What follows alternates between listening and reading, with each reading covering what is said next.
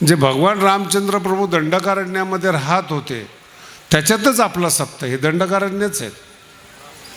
आणि म्हणून काही जमिनीमध्ये सुद्धा एक प्रभाव असतो की तिथे जो महात्मा राहिलेला आहे किंवा दुष्ट राहिलेला आहेत.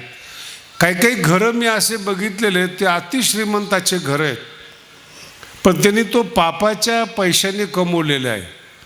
मग त्यांच्या घरात गेलं ना की असं धक्का बसल्यासारखा होतो. काहीतरी चुकलं आहे आपलं. त्यांनी काजू आणलेले असतात, बदाम आणलेले असतात, त्यांनी त्यांच्या श्रीमंतीचं प्रदर्शन केलेलं असतं. 10-5 फ्रूट असतात, ते खाण्याकरता नसतात, दाखवण्यासाठी असतात. देवालाच नैवेद्य दाखवला पाहिजे असं थोडंच आहे. पाहुण्याला महाराजांना ते खायचे नसतात. ज्याला माहीत नाही ते तर बचक भरून घेतात डायरेक्ट, तो भाग वेगळा आहे. परंतु पैसा हा प्रामाणिकपणाचा नसल्यामुळे तो जो एक फील व्हायला पाहिजे, गुड फील व्हायला पाहिजे, आनंद यायला पाहिजे, तो येत नाही त्याच्यामध्ये. श्रीमंतीचं प्रदर्शन, आपण काय केलं त्याचं प्रदर्शन असतं त्याच्यामध्ये. आणि सत्कर्माच्या ठिकाणी जा तुम्ही, त्या एरियामध्ये प्रवेश केल्या तुम्हाला आनंद येतो. तुम्ही सगळ्यांनी भगवानगडावर प्रवेश करून पाहिलं आहे. असं तुम्ही गेटच्या आतमध्ये आला ना की तुम्हाला समाधान वाटतं. बांधकाम नाही आहेत, काही विशेष नाही आहेत, अजून अंडर डेव्हलप आहे भगवानगड, पण ते जमिनीमधलं जे पुण्य आहेत, कणाकणामध्ये जे भगवान बाबांचे संस्कार आहेत, ते आल्या मनाला प्रसन्न करतात. कितीही पापी मनुष्य असू द्या, तो तेवढ्यापुरता का होईना बदलतो. विठ्ठल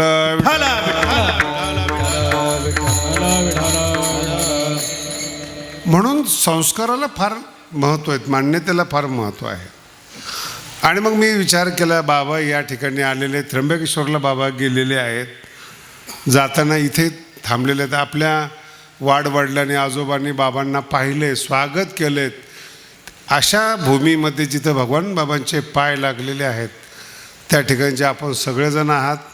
आणि आपण 25 वर्षाचा सप्ताह पूर्ण करत आहात. म्हणून भगवानगडातर्फे आपल्या सगळ्याला आशीर्वाद आहेत बाबांचे. आणि आपण सगळ्यांनी जो सत्कार केला, सत्काराच्या निमित्ताने जे हाल केले, कोण कुठे ओढत होतं आणि काय टाकत होतं अंगावर, मला अंदाजच येत नव्हता लवकर. पण ते तुमचं प्रेम पाहिल्यानंतर आता तरी वातावरण बरं झालं, श्वास घेण्यासारखं. त्या मंदिरामध्ये एवढा धुराडा झाला होता, पण आपलं प्रेम, आणि हे प्रेम भगवानगडाविषयी, साधू संतांविषयी, सगळ्यांच्या विषयी कायम चांगलं ठेवा आणि येणाऱ्या पिढीला ते प्रेम द्या. विठ्ठल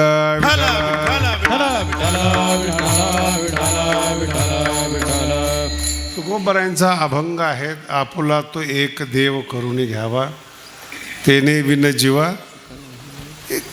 कितीतरी वेळा नाशिककरांनी या अभंगाला ऐकलेलं आहेत, कीर्तनकार मंडळी पण स्टेजवर आहेत. अभंग जसा दिसतो ना तसा नाही येतो. संस्कृतमध्ये लकारामध्ये एक प्रयोग आहे, त्याला विद्यार्थ म्हणतात. घ्यावा म्हणजे घ्या असं नाही म्हटलेलं त्यांनी. देव आपला करून घ्या असं आदेशात्मक आज्ञार्थक वाक्य नाही आहे, ते विद्यार्थक आहेत. विद्यार्थक शब्दाचा अर्थ असा की हे असं आहे, जर तुम्हाला शक्य झालं तर बघा.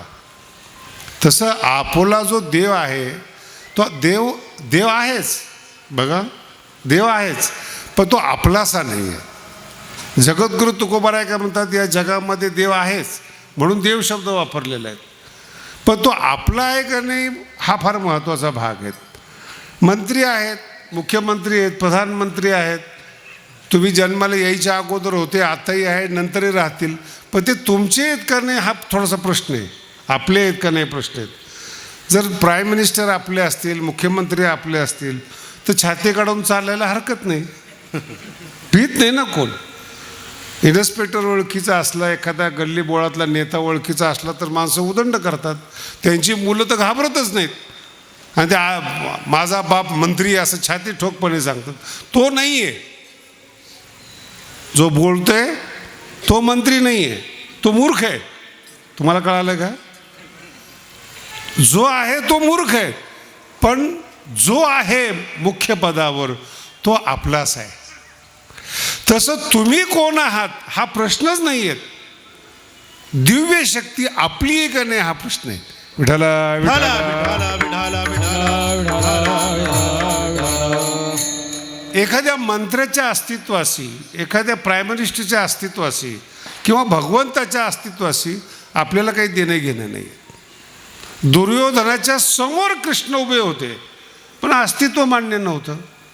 लक्षात येतं. दुर्योधनाच्या समोर साक्षात कातड्याच्या डोळ्याने कृष्णाला पाहत होता पण तो आपला नव्हता. मग कृष्णाचा उपयोग झाला नाही. तो आता दिसत नाही हा भाग सोडून द्या तुम्हाला, पण ज्याला दिसत होता त्याचा तो आपलासा नव्हता. हा आणि खूप खोल आहे बरं काय आपलासा. एवढा साधा अभंग नाही आहे म्हणून तो घेतलेला आहे. विठाला विठाला. आणि मी जे बोलतोय ना याच्यावर सगळे पिक्चर आहेत. जेवढे बॉलिवूडमध्ये पिक्चर निघतात ना तेवढं माझ्या शब्दावर आहेत. आपुला काय पिक्चरमध्ये 2 प्रेमिका असतात, एक प्रेमी असतो, एक फुल 2 माली. कशावरून भांडणं आहेत? तो माझा आहे याच्यावरून भांडणं आहेत. यालाच लव्ह स्टोरी म्हणतात. दुसरं काय असतं? काय वेगळं दाखवतात त्याच्यामध्ये? तो जो प्रियकर आहे तो माझा आहे याच्यावर भांडणं आहेत. आणि त्याचाच चांगला प्रकार भक्ताचा आहे, देव माझा आहे. दोघांच्या वृत्तीमध्ये काही फरक नाही. फक्त ते जबरदस्ती करू नका की तो माझा आहे. लक्षात आलं का? बायको जबरदस्ती करते की नवरा माझा आहे, तर नवऱ्याला माहिती की तो नेमका कुणाचा आहे. अंतःकरणाने बोलतोय बरं का. व्यवहाराने तो तुमच्या घरामध्ये आहे, व्यवहाराने त्याच्यापासून मुलं झालेले आहेत. तो त्याचं नाव त्याने त्याच्या मुलाला दिलेलं आहे, पण त्याचं अंतःकरण, नवऱ्याचं जे अंतःकरण आहे ते नेमकं कुणाकडे आहे हे फार महत्त्वाचा विषय आहे. कारण की त्याच्या आतमध्ये कोण बसलेलं आहे त्याच्यावर त्याचं अस्तित्व आहे. म्हणून कधी कधी ज्ञानोबारांनी सुद्धा ज्ञानेश्वरीमध्ये विनोद केलेले आहेत. मोठी मोठी माणसं सुद्धा, चांगले चांगले कीर्तनकार आणि मोठी मोठी माणसं अशा व्यक्तीच्या आहारी जातात ज्याच्याकडे सभ्य माणूस बघू शकत नाही. कोणी भांडे घासणारं असतं, कोणी सामान्य असतं, मोठी मोठी माणसं, पण का अट्रॅक्ट होतात काही माहीत नाही. पण त्या व्यक्तीनं मोठ्या व्यक्तीला आपलंसं करून घेतलेलं असतं. सगळं जग हैराण आहे. काय गुण पाहिले बो याच्यामध्ये, निदान करायची तर चांगली करायची. कळतंय तुम्हाला? कुठं अडकला हा माणूस आपल्याला वाटतं ना. पण त्याला जर विचारलं तर तो सांगतो काय सांगता येत नाही, पण जीवाच्या कशी उतरली. हा शब्द फार महत्त्वाचा आहे. जीवाच्या काय ते मनामध्ये बसली, ती बसली का बसली याला जगात आजपर्यंत उत्तर नाही. लक्षात येते का? काय सांगता येत नाही. विठाला विठाला नीट ऐका बरं, मस्त कीर्तन आहे, मूड छान आहे जरा. का बसली मान्यता काही सांगता येत नाही. याच्यावर धर्म आधारित आहेत. सत्य असत्य बोलत नाही बरं का, तो फार लांबचा विषय. मुस्लिम धर्म आहे. जन्माला आल्याबरोबर त्या मुलाच्या मनामध्ये अल्लाहविषयी आस्था बसते. तो कधीच तपास करत नाही तो कसा आहे, त्याचं स्वरूप कसं आहे, तो कुठे काही नाही. अल्लाह आहे, अल्लाह के लिए जान देना आहे, बस 2 गोष्टी. 57 देश जिंकले त्या लोकांनी. मान्यता काय बसली त्याच्या डोक्यामध्ये, अल्लाह के लिए जीना आहे. आपल्या शरीराला बॉम्ब लावून उडवून देतात महाराज. आपलेसं पण किती असतं, किती खोलवर रुजलेलं असतं धर्म, त्याच्यावर फार आधारित आहेत. तसं एखाद्या देवाची मान्यता, एखाद्या स्त्रीची मान्यता, त्याच्या पुढं बोलतो एखाद्या मानाची मान्यता, एखाद्या धनाची मान्यता, एखाद्या व्यक्तीमध्ये किती खोलवर रुजलेली आहेत त्याच्यावर त्याचं जीवन आधारित आहेत. बरेचसे लोक आहेत पैसा खर्चच करत नाहीत, पण पैसा सोडत पण नाहीत.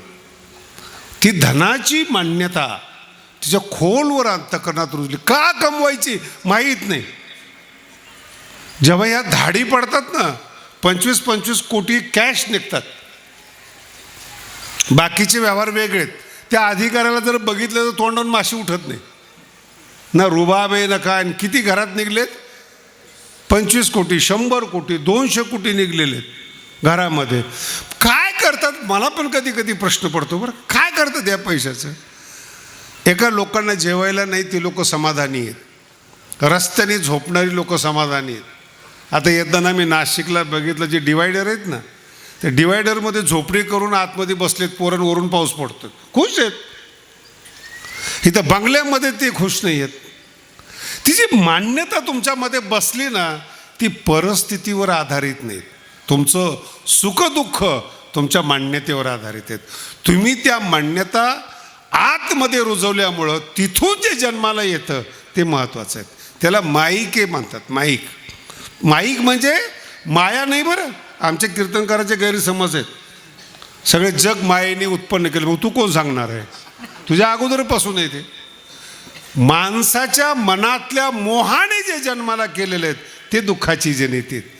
ईश्वराची सृष्टी दुःखाची जनिती नाहीत, नाही तर अवघाची संसार होणार नाही, सुखाचा होणार नाही. तुम्ही विचार करा, आनंदाचे डोही याच पृथ्वीवर माऊलीचे अभंग जन्माला आलेले आहेत, ज्ञानेश्वरी जन्माला आलेत, तुकोबांचे अभंग जन्माला आलेत, सगळ्या संतांचे अभंग आहेत. ते खुश आहेत. त्यांच्या मनातली मायेतून काही जन्माला घातलेल्या नाहीत, गुरुच्या कृपेतून त्यांची मान्यता जन्माला आली.